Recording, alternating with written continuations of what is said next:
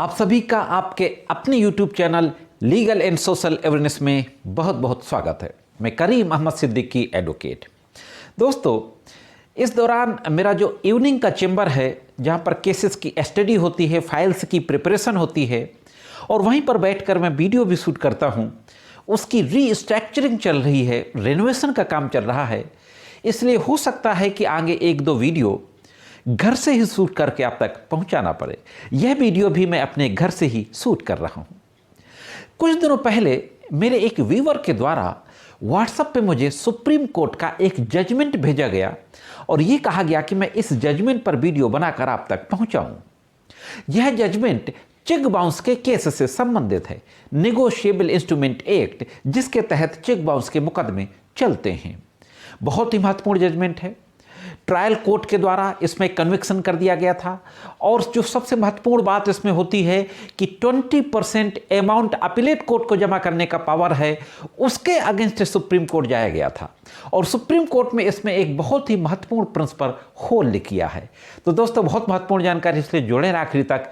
देखते हैं कि पूरा मामला क्या था और सुप्रीम कोर्ट के द्वारा फाइनली किस तरीके का प्रिंसिपल लेट डाउन किया गया है।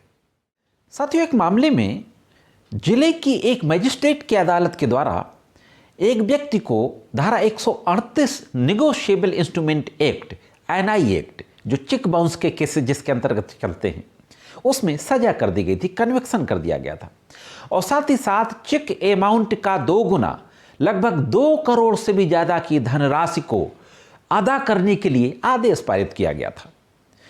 उस व्यक्ति के द्वारा जिसको सजा हो गई थी, एनआई एक्ट के सेक्शन 148 के तहत सेशन कोर्ट में अपील दाखिल की गई।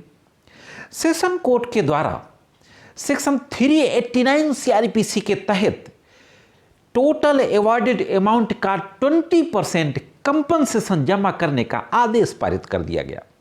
दोस्तों, एनआई एक्ट की जो धारा 148 है, उसके तहत अगर किसी को सजा हो जाती है चेक बाउंस के केस में धारा 138 में, तो 148 के तहत सेशन कोर्ट में अपील की जाती है और सेक्शन 389 सीआरपीसी का जो होता है, उसमें सेशन कोर्ट को यानी अपीलेट कोर्ट को ये पावर होता है कि अवॉर्डेड अमाउंट का 20% कंपनसेशन देने का डायरेक्शन दे सके।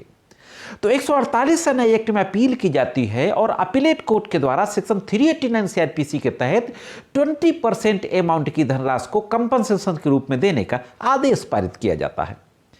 अब अपीलेट कोर्ट के इस आदेश के खिलाफ हाई कोर्ट में रिवीजन दाखिल किया जाता है। रिवीजनल कोर्ट यानी हाई कोर्ट सेशन कोर्ट के आर्डर को कंफर्म कर देती है।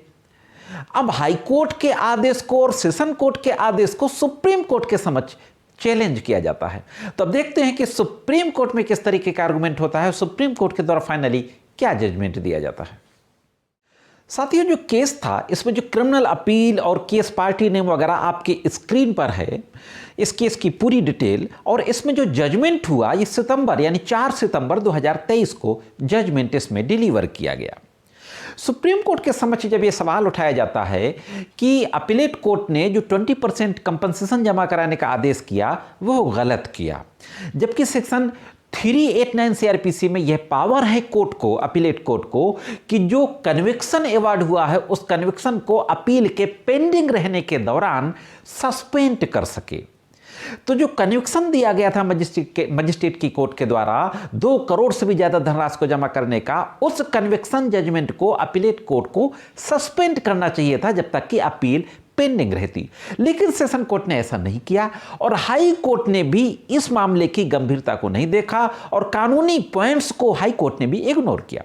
इस तरीके का आर्गुमेंट करते हुए यह कहा जाता है कि जो 20% कंपनसेशन जमा करने की धनराशि है, उसको अपील के पेंडिंग रहने के दौरान उसको सस्पेंड किया जाए और हाई कोर्ट के आदेश को निरस्त करने की प्रेयर की जाती है।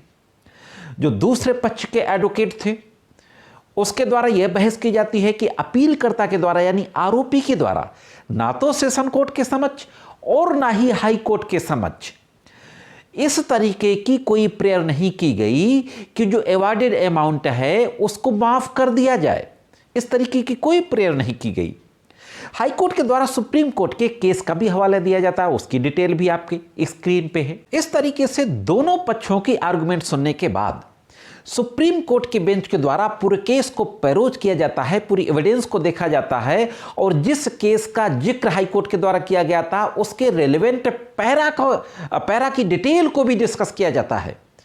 और फाइनली ये कहा जाता है कि भले ही अपीलकर्ता के द्वारा यह प्रेयर ना की गई हो कि वो अमाउंट को माफ कर दिया जाए, फिर भी अगर 148 और 389 के तहत कोई अपील दाखिल की जाती है, 148 सेक्शन ध्यान रहे एनआई एक्ट का है और 389 सेक्शन सीआरपीसी का है, तो अगर अपील दाखिल की जाती है तो 389 सीआरपीसी में तो पावर दिया हुआ है कन्विक्शन को सस्पेंड करने का, तो अपीलेट कोर्ट को ऑटोमेटिक कन्विक्शन को सस्पेंड करना चाहिए जब तक कि अपील पेंडिंग रहती।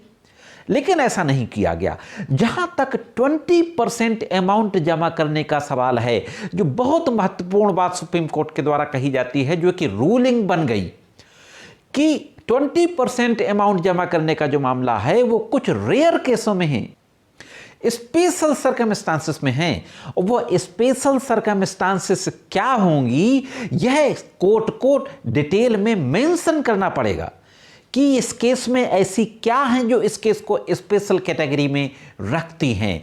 तो इस तरीके से दोस्तों सुप्रीम कोर्ट के द्वारा पाया गया कि जो ट्रायल कोर्ट का जो जजमेंट था 20% अवॉर्डेड अमाउंट का कंपनसेशन जमा करने के लिए हाई कोर्ट के द्वारा जिसको कंफर्म किया गया, यह जजमेंट सही नहीं था।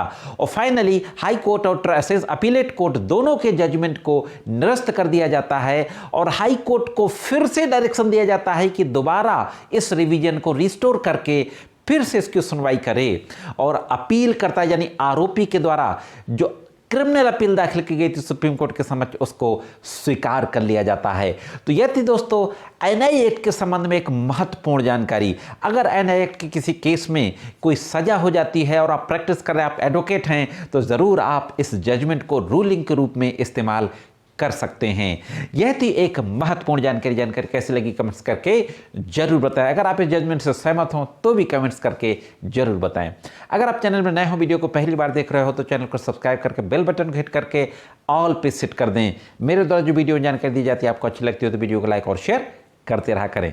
आज के वीडियो में सिर्फ इतना ही, मिलते हैं किसी अन्य वीडियो में कानून की कुछ अन्य जानकारियों के साथ। तब तक कानून की महत्वपूर्ण जानकारियों के लिए देखते रहें लीगल एंड सोशल अवेयरनेस।